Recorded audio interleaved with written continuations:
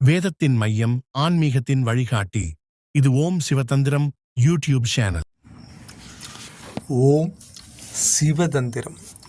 சிவதந்திரம் நமது யூடியூப் சேனலில் இப்போ என்ன பதிவு பார்க்குறோம் அப்படின்னு பார்த்தீங்கன்னா, சர்வ தேவதைகளும் சர்வ தெய்வங்களும் நம்மளுக்கு சித்தியாகக்கூடிய தேவதாமை எப்படி செய்வது, நம்ம எப்படி ரெடி பண்ணுவது அப்படிங்கிற பதிவு தான் நம்ம பார்த்துக்கிட்டு இருக்கோம் ஓம் சிவதந்திரம் யூடியூப் சேனலில். இதில் பார்த்திங்கன்னா 21 மூலிகைகள் நம் முறைப்படி அந்த ஓரைகள் பார்த்து, அந்த நல்ல டயங்கள் பார்த்து, அதில் அந்த மூலிகையை போய் நம்ம அதுக்கு காப்பு கட்டி, அதுக்கு தீபதீபம் காமிச்சு, அதுக்கு சாப விமர்சனம் கொடுத்து, உயிர் கொடுத்து, முறைப்படி அந்த மூலிகைகளை நம்ம எடுத்து நிழலில் உலர்த்தி, அது முறைப்படி எடுத்து அனைத்து விஷயங்களும் நம்ம முதல்ல ரெடி பண்ணிவிட்டு, அடுத்து இரண்டாவது அது நல்ல ஒரு புது மண் சட்டியில் வைத்து நிழலில் உலர்த்தி, அதை நம்ம பச்சை கற்பத்தில் வைத்து அந்த மூலிகையெல்லாம் நம்ம கறிக்கு எடுத்துருக்குறோம்.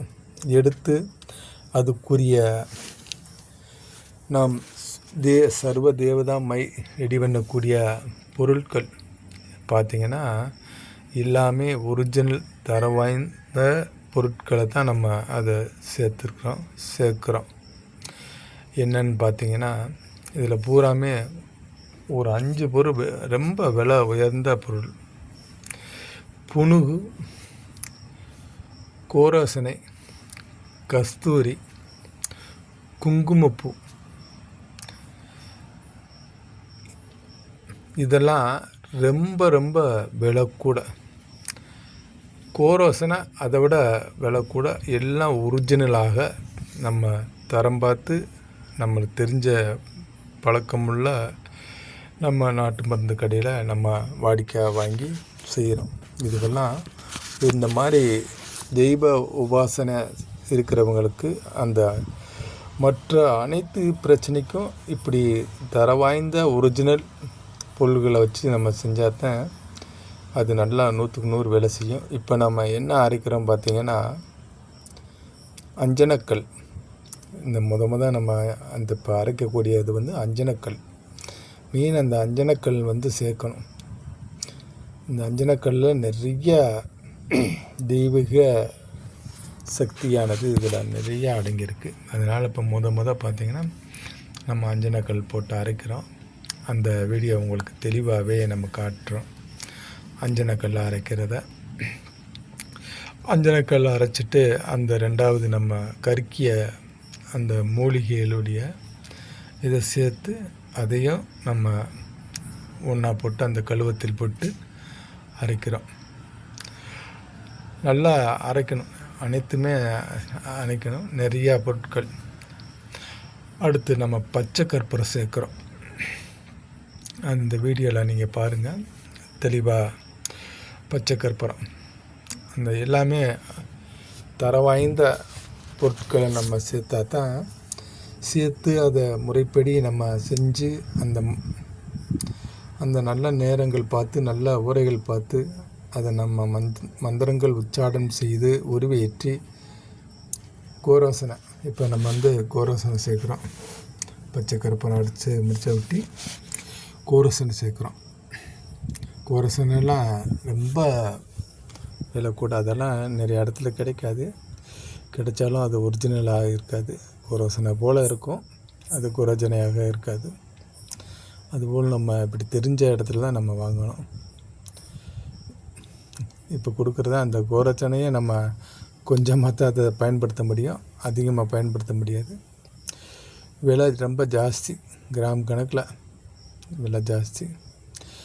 கோரோசனை சேர்த்துட்டோம். அடுத்து ஒவ்வொன்றா அனைத்து பொருள்களுமே உள்ள நம்ம வச்சிருக்கக்கூடிய தெய்வீக சக்தி உள்ள பொருட்கள் தான் பூராமே சேர்த்து அனைத்துக்கும் அதுக்கு ஒரிஜினல் நம்ம நாட்டு பசுனுடைய நெய் சேர்க்கணும். அந்த மை அரைக்கும் போது அதன் ஒரிஜினல் நாட்டு மாட்டுடைய நெய் சேர்த்தா தான் அதுக்கு அந்த வீரியம் நல்லா இருக்கும். இல்லாத பட்சத்துக்கு நம்ம அந்த சாதாரண நெய் சேர்க்கலாம்.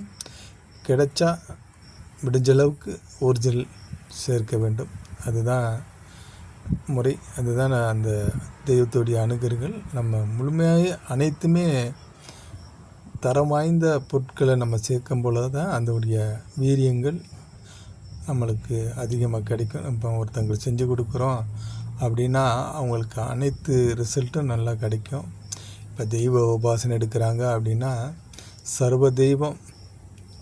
சர்வ தேவதைகளும் நம்மளுக்கு சித்தியாகக்கூடிய ஒரு அற்புதமான மை தான் அந்த சர்வ தேவதா மை. இது உபாசகர்கள் எந்த தெய்வத்தை உபாசனை செய்தாலும் இது நெற்றி புருவத்தில் வச்சு மந்திரங்கள் பூஜை அறையில் உட்காந்து ஜெபம் செய்யும் போல் அந்த தெய்வத்துடைய அனுகிரகங்கள் அவங்களே உணர முடியும். இதை வச்சு அந்த தெய்வத்தை கூப்பிடும் போல் இவங்களுக்கு உடனே அது சித்தியாகும்.